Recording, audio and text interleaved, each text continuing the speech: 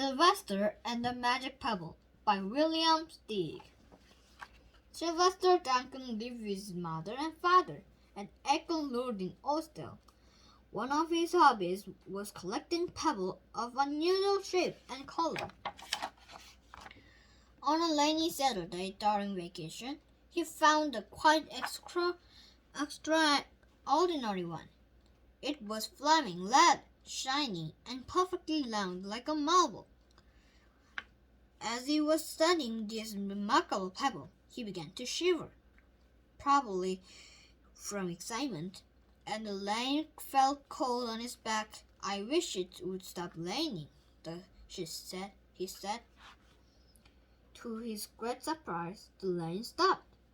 It didn't stop gradually as rains usually do. It ceased. The drop vanished on the way down. The clouds appeared. Everything was dry, and the sun was shining as if rain had never existed.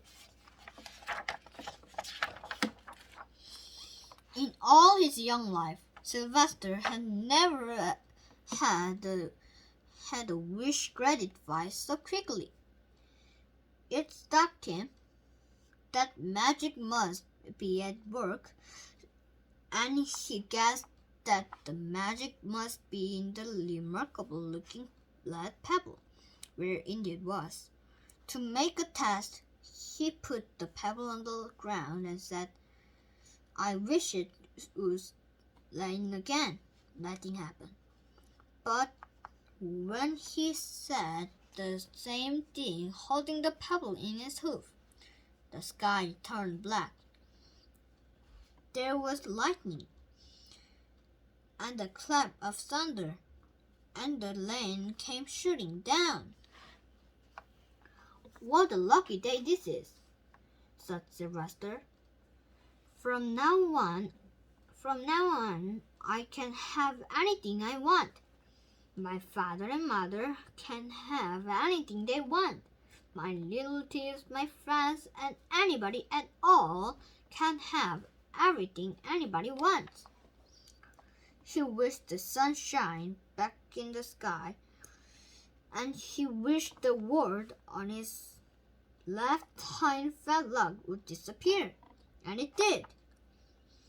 And he started home, eager to amaze his father and mother with this magic pebble. He could hardly wait to see their faces. Maybe they wouldn't even believe him at first. As he was crossing Strawberry Hill, thinking of some of the many, many things he could wish for, he was startled to see a mean, hungry lion looking right at him from behind some tall grass. He was frightened. If he hadn't been so frightened, he could have made the lion disappear, or he could have wished himself safe at home with his father and mother. He could have wished the lion would turn into a butterfly or a daisy or a gnat. He could have wished many things, but he panicked and could think carefully. "I wish I were a lark," he said, and he became a lark. The lion came bounding over, sniffed the lark 100 times, walked around and around it, and went away confused, perplexed, puzzled, and bewildered. "I saw that little donkey as clear as day. Maybe I'm going crazy," he muttered. And there was Sylvester alone on Strawberry Hill, with the magic pebble lying light beside him on the ground, and he was unable to pick it up. "Oh, how I wish I were myself again," he said. but nothing happened. He had to be touching the pebble to make the magic work. But there was nothing he could do about it. His thoughts began to race like mad. He was scared and worried, being helpless, and he felt helpless. He imagined all the possibilities, and eventually he realized that his only chance of becoming himself again was for someone to find the lead pebble and to wish that the log next to it would be a donkey. Someone would surely find the lead pebble. It was so bright and shiny. But what on earth would make them wish that a log were a donkey? The chance was 1 in a billion at best. Sylvester fell asleep. What else could he do? Night came with many stories. Meanwhile, back at home, Mr. and Mrs. Duncan paced the floor, frantic with worry. Sylvester had never come home later than dinner time. Where could he be? They stayed up all night wondering what had happened, expecting that Sylvester would surely turn up by morning, but he didn't. Of course, Mrs. Duncan cried a lot, and Mr. Duncan did his best to soothe her. Both longed to have their dear son with them. "I will never scold Sylvester again as long as I live," said Mrs. Duncan, "no matter what he does." At dawn, they went about inquiring of all the neighbors. They talked to all the children, the puppies, the kittens, the goats, the piglets. No one had seen Sylvester since the day before yesterday. They went to the police. The police could not find their child. All the dogs in Ostel went searching for him. They sniffed behind every log and tree and blade of grass, into every nook and gully of the neighborhood and beyond, but found not a scent of him. They sniffed the log on Strawberry Hill, but it smelled like a log. It didn't smell like Sylvester. After a month of searching the same places over and over again, and inquiring of the same animals over and over again, Mr. and Mrs. Duncan no longer knew what to do.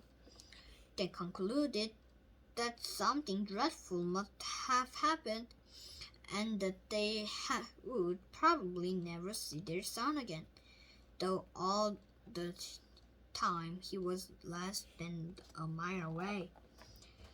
They tried their best to be happy, to go about their usual ways, but their usual ways included Sylvester, and they were always reminded of him. They were miserable. Life had no meaning for them anymore.